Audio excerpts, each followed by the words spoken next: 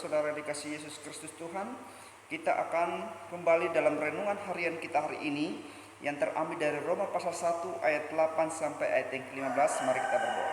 Terima kasih Bapa Surgawi, kami akan merenungkan firman-Mu.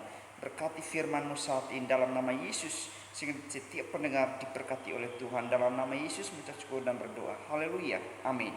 Saudara-saudara sekalian yang percaya kepada Tuhan Yesus Kristus, kepada firman Tuhan hari ini saya akan berikan tema, yaitu perlunya persekutuan dengan Tuhan. Temanya adalah perlunya persekutuan dengan Tuhan. Saudara-saudara dikasih Tuhan, ketika kita membaca kitab Roma pasal 1 ayat 8 sampai ayat yang ke-15, kita akan melihat bahwa satu pribadi yang hebat adalah Rasul Paulus, adalah pribadi yang hebat. Sehebat apapun dia, tanpa persekutuan dengan Tuhan, dia tidak akan mampu dalam tujuan pekerjaan pelayanan Tuhan dengan baik. Karena itu dalam dirinya dia senantiasa berdoa kepada Tuhan. Karena itu menjalani hidupnya yang selayaknya, dia harus bersandar penuh kepada Tuhan Yesus Kristus sebagai Tuhan yang berkuasa, sebagai Allah yang berdaulat atas kehidupannya. Saudara-saudara dikasih Tuhan, kalau kehidupan kita tanpa persekutuan dengan Allah, tentu dalam setiap hidup kita yang akan kita jalani, tentu ada bahaya yang kadang mengancam jiwa kita, di mana keadaan kerapuhan jiwa kita. Kenapa demikian? Karena kita tidak ada persekutuan dengan Allah yang benar.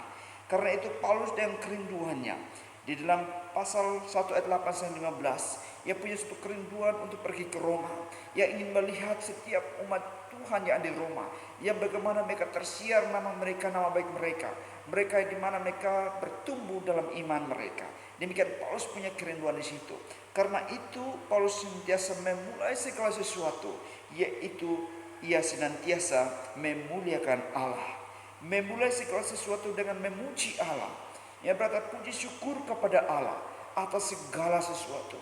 Artinya saudara dikasih Tuhan, ketika kita melakukan segala sesuatu harus dimulai dengan ungkapan syukur kepada Allah yang hidup, kepada Kristus Tuhan kita. Maka itu harus dimulai dengan demikian. Jangan sampai tidak dimulai dari hal demikian. Maka demikian ucapan syukur dinaikkan kepada Allah yang hidup, Allah yang berdaulat, Allah yang berkuasa, memberikan ia kemampuan dan kekuatan dan tugas dalam pelayanan pemberitaan Injil. Sehingga demikian di sini mengajarkan kepada kita bahwa setiap orang Kristen, orang percaya harus punya persekutuan dengan Allah. Entah besar kecil orangnya, tetap dia harus bersekutu dengan Allah. Karena persekutuan itu akan membuat dia untuk hidup berkenan kepada Allah, menjadikan dia mampu. Bukan karena ia hebat punya segala sesuatu. Saudara dikasih Tuhan, apapun yang kita miliki, roda kehidupan berputar.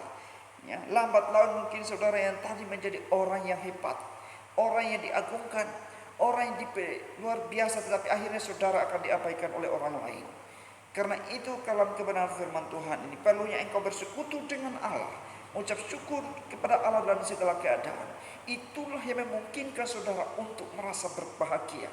Paulus berbahagia, dia bersyukur kepada Allah setiap dia melayani Tuhan. Oleh karena ia mengalami kebaikan Tuhan, maka dia bersyukur dengan Tuhan. Salah satu kebaikan terbesar dalam kehidupan kita yang harus kita lakukan terhadap sahabat-sahabat kita adalah mendoakan mereka. Saudara dikasih Tuhan, kadang-kadang kita tidak mau mendoakan saudara-saudara kita. Tapi hari ini saya mau ajar kepada kita bersama, doakan saudara-saudara kita, orang-orang percaya dimanapun berada, doakanlah mereka. Karena itu suatu kebaikan dalam diri kita ini.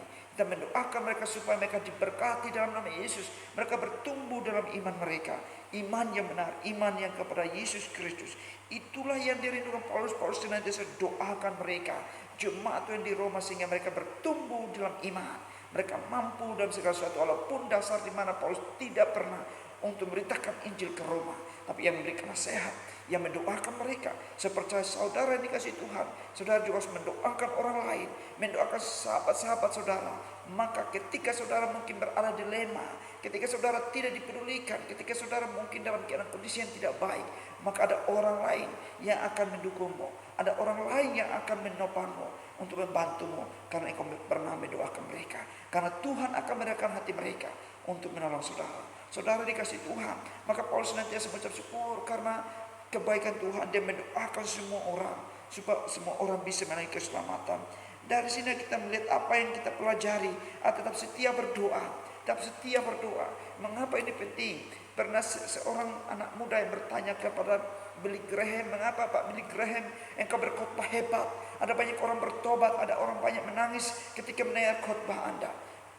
Anak muda ini bertanya dan Pendeta Billy Graham berkata, anak muda, saya tidak punya kehebatan apapun, tapi yang menjadi rahasia terpenting adalah supaya engkau bisa mengalami kekuatan Allah berdoa. 3 pertanyaan itu dia hanya menjawab berdoa dan berdoa. Artinya apa? Kekristenan hidup kita hanya mengucap syukur dan dengan persekutuan kita dengan Tuhan. Seorang yang hebat seperti Rasul Paulus tetap bersekutu dengan Allah. Baik pendeta hebat sekalipun, ia tetap bersekutu dengan Tuhan. Ia menyiapkan waktu khusus untuk berdoa dengan Tuhan, mencurahkan isi hatinya dengan Tuhan. Karena itu sangat penting. Seseorang yang hebat, pendeta hebat sekalipun, ia pasti adalah orang yang berdoa. Karena apa? Ketundukan hatinya kepada Allah. Dia mencari kehendak Tuhan yang terjadi dalam hidupnya. Saudara dikasih Tuhan, saudara khotbah, saudara harus turut di hadapan Tuhan. Saudara harus meluangkan waktu saudara untuk berdoa bagi orang lain, untuk berdoa supaya kehendak Tuhan saudara mengerti. Demikian saudara mengalami kebaikan daripada Tuhan. Maka tetap setialah berdoa. Di dalam semuanya ini, saudara berdoa untuk memberkati orang lain. Maka demikian berkat Allah juga akan dilimpahkan kembali kepada saudara. Karena itu saudara harus tetap berdoa dan memberkati orang lain. Sebab waktu kita adalah dalam tangan Tuhan. Waktu kita ditentukan oleh Tuhan. Apapun yang saudara perbuat hari ini ditentukan oleh Tuhan dalam kehidupan saudara. Segala jalan kita telah ditetapkan olehnya. Karena tetap bersekutulah dengan Tuhan. Ya Allah yang dahsyat, ya Allah yang hebat, yang berkuasa atas setiap kehidupan kita.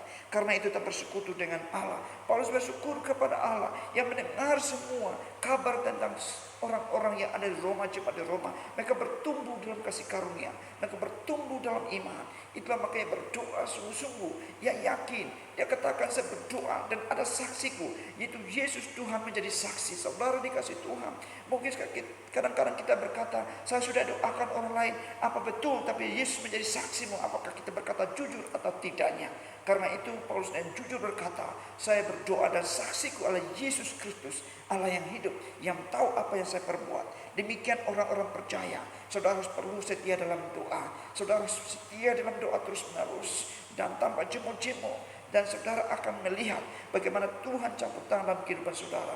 Dalam dilema apapun, saudara tetap yakin Tuhan pasti menyatakan kuasa-Mu. Ucapan syukur kepada Tuhan itu harus dimulai dari kehidupan kita, yang dimana kebaikan Tuhan sudah ada. Maka saya katakan segala jalan kita ditetapkan olehnya, dan segala kehidupan kita, waktu kita alam tangannya. Oleh karena itu, baik kehidupan kita, ketika kita hidup dalam kebenaran bersekutu dengan Tuhan, maka penyegaran alam diri kita tidak gersang rohani kita, tapi kita bertumbuh dalam iman, sehingga akhirnya kita membagikan segala sesuatu kepada orang lain, yaitu berbagi dalam kepedulian rohani kita kepada orang lain, supaya orang lain juga bisa mengalami kasih karunia Tuhan, bisa mengalami kebaikan rohani yang sudah kita alami, kita bagikan supaya dia juga diberkati. Seperti besi menajamkan besi, demikian orang Kristen yang sudah rohani, yang hidup dalam kebenaran, yang hidup persekutuan, melatih orang lain supaya mereka juga bisa hidup dalam kebenaran. Kiranya kasih setia Tuhan, firman Tuhan yang saudara dengar hari ini, saudara hidup dalam kebenaran Tuhan. Saudara mau datang pada Tuhan Yesus dan berkata, Tuhan, saya memulai secara hidup yang baru, selayaknya yang Tuhan lakukan bagi saya.